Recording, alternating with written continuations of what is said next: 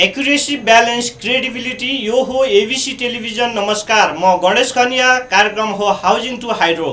पैसाले नै पैसा तान्छ, तर तरिका मिलाउनु पर्छ। सही ठाउँमा सही लगानी गर्दा सही आम्दानी मिल्छ। लगानी बिना नाफा असम्भव छ। आर्थिक नाफा बिना विकासको कुरा बेकार छ। विकासको गति द्रुत नभएसम्म राष्ट्रको समृद्धि सपनामै रहन्छ। त्यसैले सही ठाउँमा सही लगानी नै राष्ट्र समृद्ध बन्ने सोझो सूत्र हो। विश्वका विकसित देशहरूले नेपालको विकासमा हाइड्रोको मुख्य सम्भावना निहालेका छन्, तर हाइड्रोको प्रचुर सम्भावना भएर पनि किन अँध्यारो छ नेपाल? एकातिर लोड सेडिङका कारण सबै घरहरू 12 घण्टाभन्दा बढी अँध्यारोमा रहन बाध्य छन् भने अर्कोतर्फ हाउजिङ व्यवसायले राष्ट्र विकासलाई नयाँ गति दिँदैछ। हाउजिङदेखि हाइड्रोमा हामी हाउजिङ र हाइड्रो व्यवसायका विविध आयामको सूक्ष्म विश्लेषण गर्नेछौँ हरेक दिन यसै समयमा। आजको कार्यक्रमको सुरुवात गरौँ हाउजिङ र हाइड्रो गतिविधिबाट।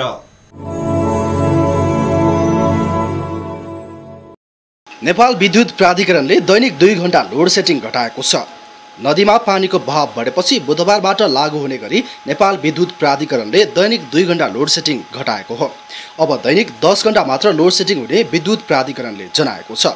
यसभन्दा अघि दैनिक 12 घण्टा लोड सेटिङ हुँदै आएको थियो। बर्खा लागेपछि विद्युत गृहमा उत्पादन बढ्दै जाने भएकोले अब बिस्तारै लोड सेटिङ कम हुँदै जाने प्राधिकरणले जनाएको छ।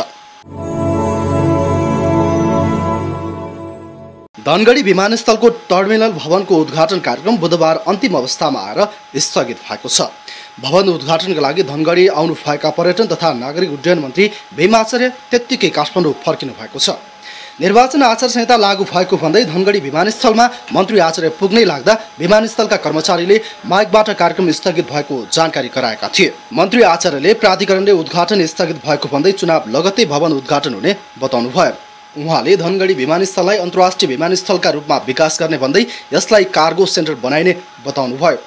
कैलालीको क्षेत्र नम्बर 6 मा संविधान सभाको उपनिर्वाचन हुँदैछ, तर विमानस्थल क्षेत्र नम्बर 5 मा रहेको छ। नागरिक उड्डयन प्राधिकरणका निर्देशक रतिन्द्रलाल सुमनले निर्वाचन आचार संहिताका कारण हाललाई टर्मिनल भवन उद्घाटन कार्यक्रम स्थगित गरेको जानकारी दिनुभयो। कार्यक्रममा सहभागी हुन 7 किलोमिटर टाढा धनगढीबाट विभिन्न सरकारी तथा गैर सरकारी कार्यालयका प्रमुख तथा प्रतिनिधि, सशस्त्र र जनपदका प्रहरी, नायब महानिरीक्षकहरू तथा पत्रकारहरूको ठूलो समूह विमानस्थल पुगेका थिए। विमानस्थलको टर्मिनल भवन उद्घाटन कार्यक्रमका लागि मञ्च सजावट हुनका साथै नयाँ भवनमा रिबन लगाइएको थियो। टर्मिनल भवन 8.5 करोडको लगानीमा निर्माण भएको हो।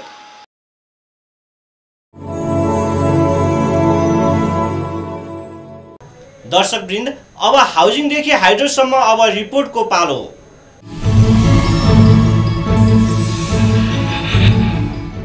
माग अनुसारको बिजुली उत्पादन हुन नसक्दा यतिखेर नेपाली जनताले चरम लोड सेडिङको मार खेपिरहेका छन्। कतिपय आयोजना बनिरहेका छन् भने कतिपय बन्ने तर्खरमा रहेका छन्। स्वदेशी र विदेशी लगानीमा निर्माण भइरहेका आयोजनाहरू समयमै सम्पन्न भएर लोड सेडिङको समस्या समाधान हुने सरकारले दाबी गर्दै आइरहेको छ। यस्तो परिस्थितिमा तनहुँ जिल्लामा निर्माण हुन लागेको तनहुँ जलविद्युत आयोजनाको काम सुरु हुन भने अझै 1 वर्षभन्दा बढी समय लाग्ने देखिएको छ। ग्लोबल टेन्डरका लागि समय लाग्ने देखिए पनि आयोजनाले त्यसअघिका काम भने जारी राख्ने र छिट्टै काम सुरु गर्ने जनाएको छ। तनहुँ जलविद्युत आयोजनाको काम सुरु हुन अझै 1 वर्षभन्दा बढी समय लाग्ने देखिएको छ। परामर्शदातासँग सम्झौताको चरणमा रहेको आयोजनाले निर्माणका लागि टेन्डर आह्वान गर्नका लागि आवश्यक प्रक्रिया पुर्याउन करिब 1 वर्ष लाग्ने बताएको छ। आयोजनाका उपनिर्देशक लोकप्रसाद नेपालले केही दिनमा एसियाली विकास बैंक एडीबीद्वारा नियुक्त परामर्शदाता जर्मनीको ल्यामियर र क्यानेडियन कम्पनी म्यानिटोबाको संयुक्त भेन्चरसँगको छलफल केही दिनमा टुङ्ग्याएर सम्झौता गर्ने तयारी गरेको बताउनुभयो। आयोजनाको पहिले गरेको सम्भाव्यता अध्ययन हाल आएर मूल्य वृद्धि र विभिन्न प्राविधिक पक्षमा परिवर्तन हुने भएकाले पहिलेका टेन्डर डकुमेन्ट पुनरावलोकन गर्नुपर्ने उपनिर्देशक नेपालले बताउनुभयो। अब हामी टेन्डर आह्वानको करिब नजिक पुगिसकेका छौँ। अब टेन्डर आह्वान गरेर चालु आवामै सुरु हुन्छ। चालु आवामा त अब सूचनासम्म निस्केला, त्यसपछि निर्माण चाहिँ आउँदो। सुस्त त अब यसका प्रक्रियाहरू धेरै छन् होइन। अब देशमा भइराखेको विद्युत सङ्कट देख्दाखेरि यो चाहिँ छिटै भइदिए जस्तो लाग्नु स्वाभाविकै हो सबैलाई।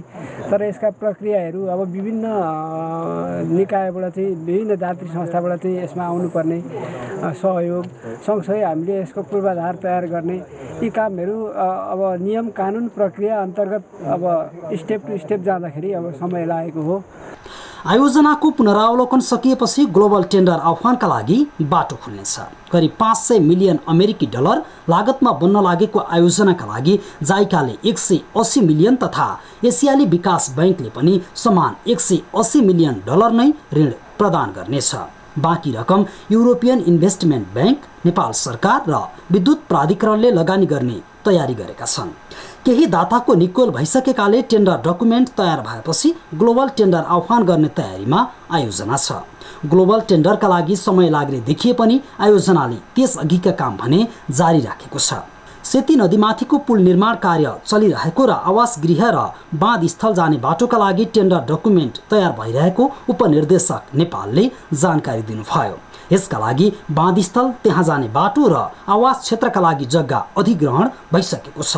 अन्य आवश्यक जग्गाको मुआब्जा वितरणलाई पनि क्रमशः अघि बढाइने उपनिर्देशक नेपालले बताउनुभयो। जग्गा अधिग्रहणको 150 रोपनी जग्गा अधिग्रहण गरिसक्यौँ। कुन एरिया? क्याम्प एरिया र एक्सेस रोडको सँगसँगै अनि यसको यो प्रोजेक्टको डिजाइन टेन्डर डकुमेन्टहरू करिब तयारीको अवस्थामा छ।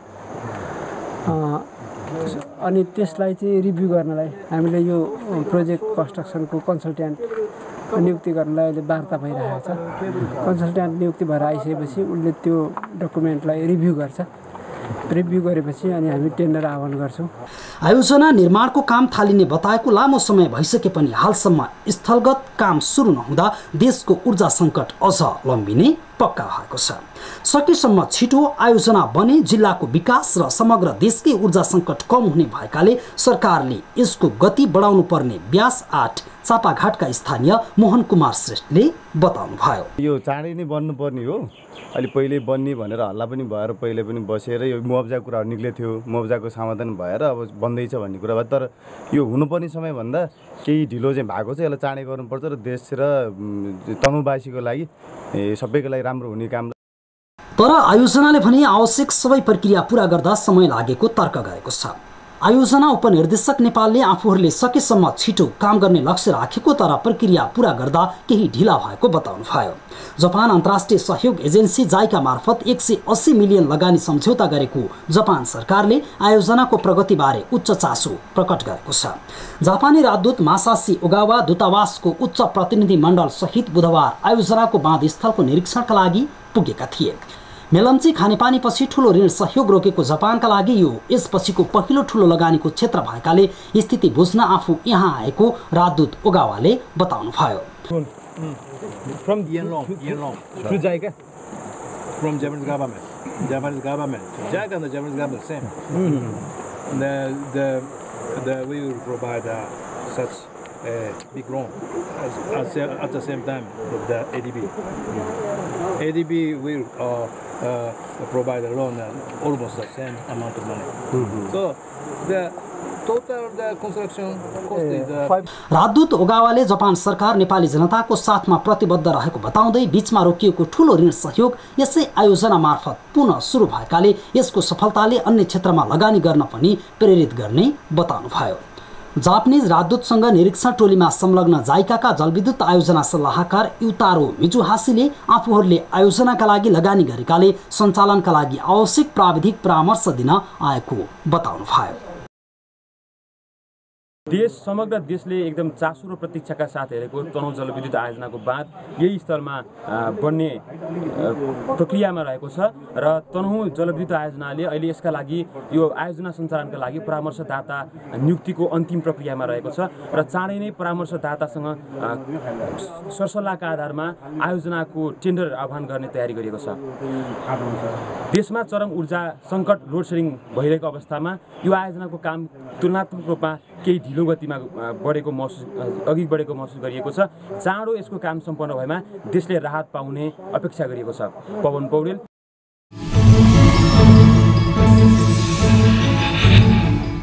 दर्शकवृन्द, अब कार्यक्रम हाउजिङदेखि हाइड्रोसम्ममा निर्माण प्रक्रियामा रहेको उपल्लो त्रिशुली 1 आयोजना सम्बन्धी प्रोफाइल देखाउनेछौँ।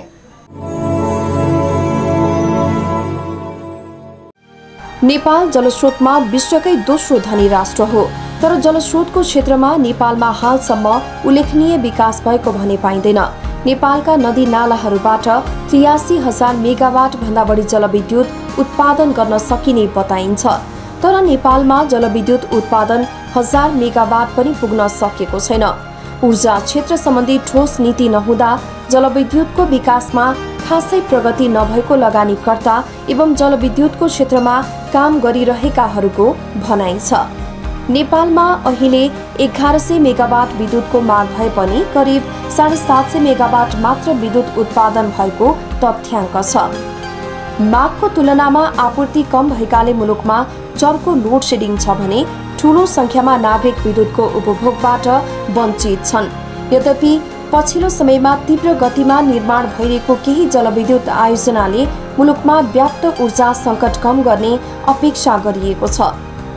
अहिले रसुवामा Nepal water and energy development company प्रालीले सुरु गरेको उपल्लो त्रिशुली 1 समयमै निर्माण सम्पन्न भए 1.5 देखि 2 घण्टासम्म लोड सेडिङ कम गर्न सकिने बताइन्छ। मुलुकमा दिनको 2 घण्टा मात्र लोड सेडिङ कम गर्न सकिए पनि सर्वसाधारणका लागि ठूलै राहत मिल्नेछ। कुल 216 मेगावाट क्षमता रहेको उपल्लो त्रिशुली 1 जलविद्युत आयोजना रसुवाको सदरमुकाम धुन्चे नजिकै रहेको हाकु गाविसमा छ, जुन दूरीका हिसाबले राजधानीबाट निकै नजिकमा पर्छ। Nepal water and energy development company प्रालीले सुरु गर्न लागेको उपल्लो त्रिशुली 1 आयोजना समयमै सम्पन्न भए नेपालमा अहिले जडान भएको कुल जलविद्युतको क्षमता करिब 30% बढ्ने आयोजनाले जानकारी दिएको छ।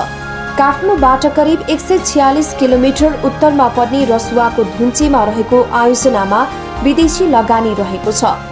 आयोजनाले अहिलेसम्ममा एउटा पुल निर्माण गरिसकेको छ भने एक्सेस रोडको ट्र्याक खोल्ने कामलाई पनि तीव्रता दिइरहेको छ। यता रसुवाका प्रमुख जिल्ला अधिकारीले पनि जिल्ला प्रमुखको हैसियतले आयोजनामा निकै चासो दिएका छन्। उनको पहल स्थानीय बासिन्दाको माग र आवश्यकता अनुरूपको पूर्वाधार निर्माण र रोजगारीमा केन्द्रित रहेको छ। त्यसैगरी आयोजना नजिकै रहेको लाङटाङ राष्ट्रिय निकुञ्ज र वन क्षेत्रहरूमा आयोजनाले पार्न सक्ने असरको अध्ययन र असरको न्यूनीकरणका लागि सम्बन्धित क्षेत्रका विज्ञ र पदाधिकारीहरूसँग पनि थप छलफल भइरहेको छ।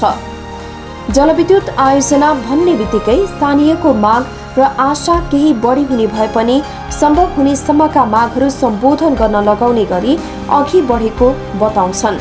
यो जिल्लामा जतिखेर म बहाल भएर आएँ त्यतिखेर परियोजनाको सुरक्षाको अवस्था अलिकति दयनीय अवस्थामा थियो। परियोजनाहरू निर्डुक्क भएर कामहरू सञ्चालन गर्न सक्ने अवस्था थिएन र मैले यहाँ चाहिँ प्रमुख जिल्लाधिकारीको हैसियतमा पदभार सम्हालेदेखि नै मैले प्रमुख चिन्ता र चासोको विषय परियोजना सुरक्षाको बनाइसके पछाडि वर्तमान अवस्थामा अप्पर त्रिशुली 1 मात्रै होइन कि समग्र जिल्लामा सञ्चालित समग्र जलविद्युत परियोजनाहरूमा एउटा सुरक्षित ढङ्गको र उल्लेख्य ढङ्गले चाहिँ काम गर्ने वातावरणमा स्पेसली शान्ति सुरक्षाको पाटोबाट काम गर्ने वातावरण सुधार भएर आएको छ र यो वातावरणबाट चाहिँ अप्पर त्रिशुली 1 पनि लाभान्वित भएको छ र परियोजना सँगसँगै यसका विभिन्न पाटोहरू आउँछन्, आर्थिक सामाजिक वातावरणीय पाटोहरू आउँछन् र स्थानीय जनताहरूको अलिकति बढी अपेक्षा भएर आउँछ परियोजना भन्ने बित्तिकै त्यही काम सरकारले गर्दाखेरि र परियोजना गर्दाखेरि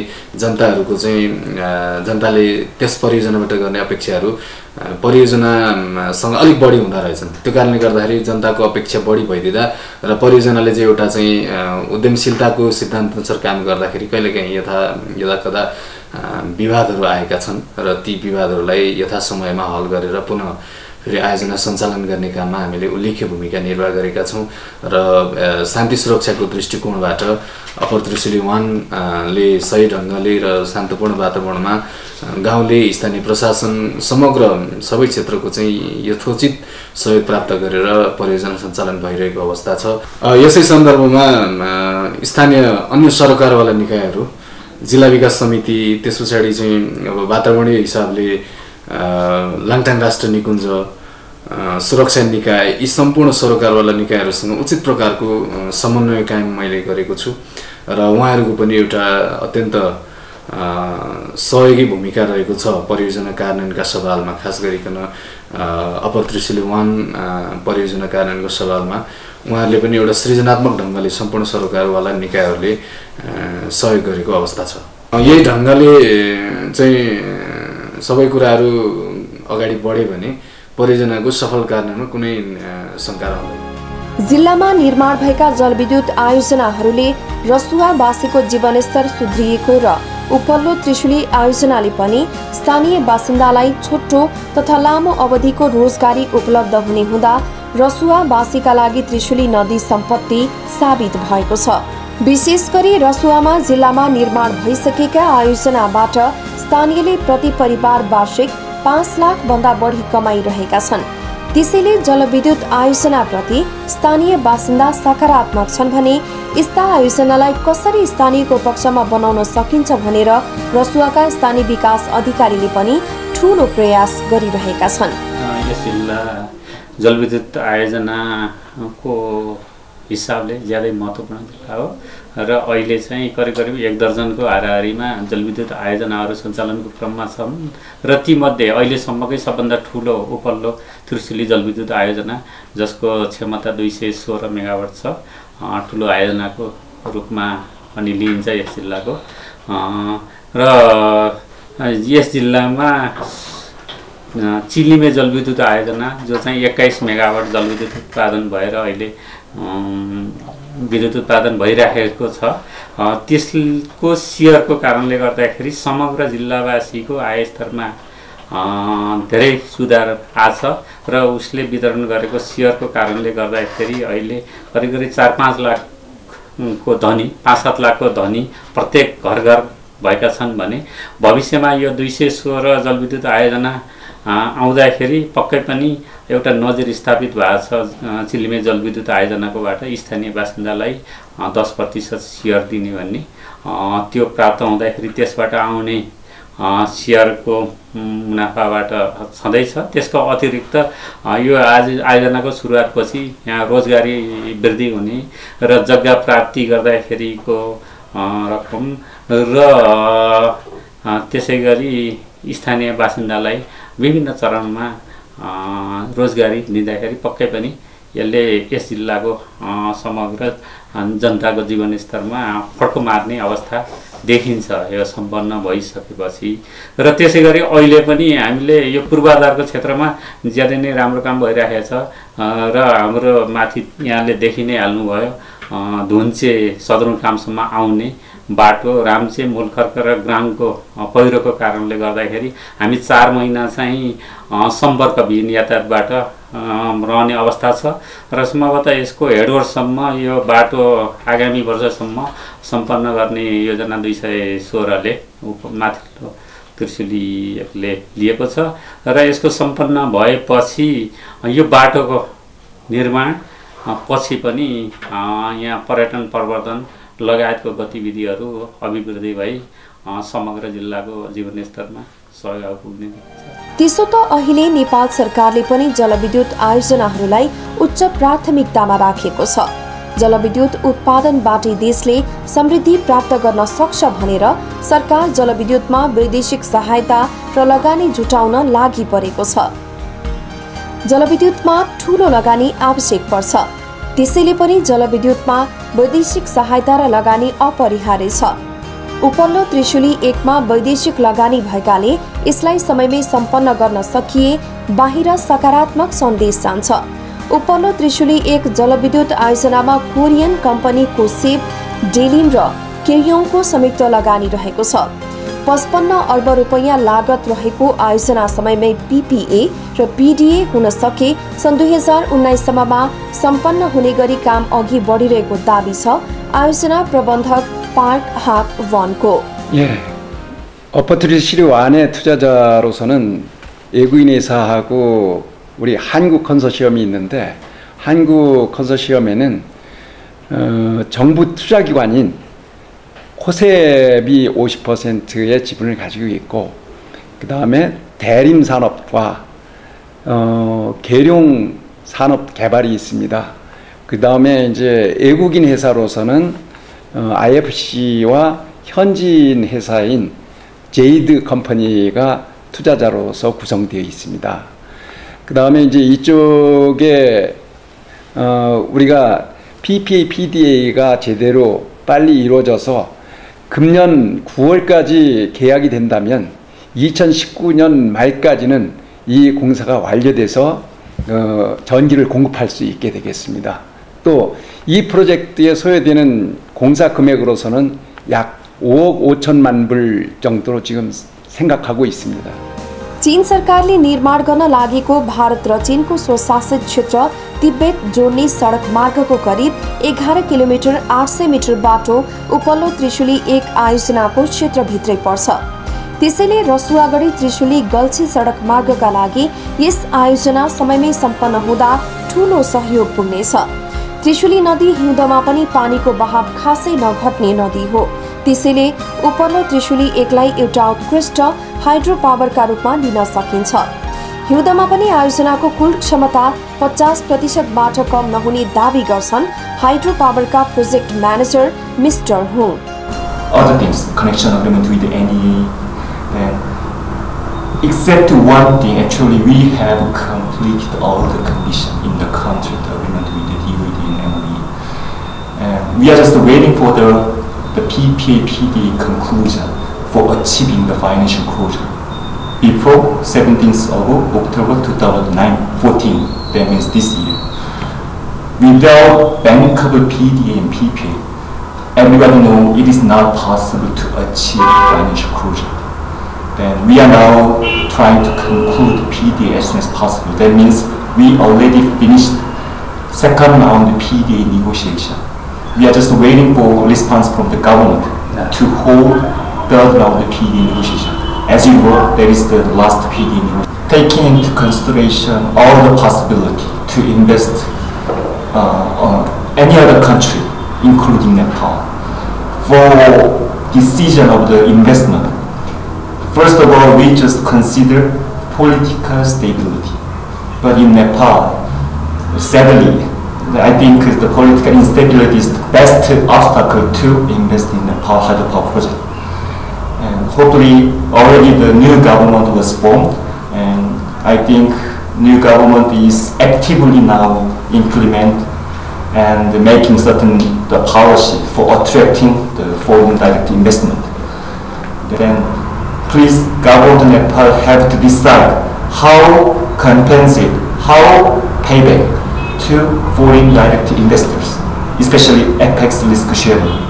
उपल्लो त्रिशुली जलविद्युत आयोजनाले आफ्नो सामाजिक र आर्थिक स्थितिमा सुधार हुने स्थानीयहरूको विश्वास रहेको छ। त्यसो त उपल्लो त्रिशुली 1 जलविद्युत आयोजनाले आफ्नो क्षेत्रमा निर्माण प्रक्रिया अगाडि बढाएपछि आफूहरूको सामाजिक चेतनाको स्तर बढेको महसुस गरेका छन् स्थानीय बासिन्दाहरूले। आयोजनाले आफूहरूलाई रोजगारी दिएकोमा खुसी भएका उनीहरूले समयमै आयोजनाको PPA भए स्थानीयले थप काम पाउने बताएका छन्। हामीले त अब उनीहरूले त अब कोरियनले पनि दिइरहेछ काम, काम लि काम गर भन्ने रहेछ। हेर्नु उनले मुखले काम भन्ने, मुखले बोल्ने, त्यहाँ चाहिँ साइडमा चाहिँ खडेर नगएपछि त्यहाँ कसले गर्ने त? उसले त काम त ल्याऊ भन्छ, दिइरहेको छ। सबैले काम गरेर चाहिँ तिमीहरू सबैले चाहिँ मान्छे लिएर चाहिँ जामी ल्याएर चाहिँ काम गर, 1-2 पैसा कमाएर खाऊ भनेर चाहिँ भनिरहेछ उताबाट त। अब उसले त काम त दियो, ऊ साइडमा आउँदैन, मान्छे छैन, त्यो त्यतिकै चाहिँ लाउने कुरो भएन। हामीले त अब उनीहरूले त अब कोरियनले पनि दिइरहेछ काम, काम लि काम गर भन्ने रहेछ। हेर्नु उनले मुखले काम भन्ने, मुखले बोल्ने, त्यहाँ चाहिँ साइडमा चाहिँ खडेर नगएपछि त्यहाँ कसले गर्ने त? उसले त काम त ल्याऊ भन्छ, दिइरहेको छ। सबैले काम गरेर चाहिँ तिमीहरू सबैले चाहिँ मान्छे लिएर चाहिँ जामी ल्याएर चाहिँ काम गर, 1-2 पैसा कमाएर खाऊ भनेर चाहिँ भनिरहेछ उताबाट त। अब उसले त काम त दियो, ऊ साइडमा आउँदैन, मान्छे छैन। हाल नेपाल सरकारले ऊर्जालाई पहिलो प्राथमिकतामा राखेको छ, तर पनि मुलुक अन्धकारमा रुमल्लिरहेको छ। त्यसैले पनि रसुवावासीहरूको चाहना र देशमा बिजुलीको अभाव भएकाले पनि उपल्लो त्रिशुली 1 र यस्ता ठूला आयोजनाहरू समयमा सम्पन्न हुन सक्ने वातावरण बनाउनका लागि पनि आयोजनाहरूको PDA र PPA समयमा नै हुन आवश्यक देखिन्छ।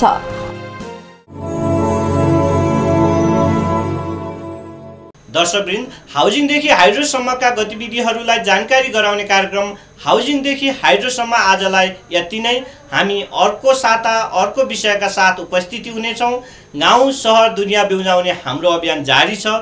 तपाईँ एबिसी टेलिभिजनसँगै रहनुहोला। नमस्कार।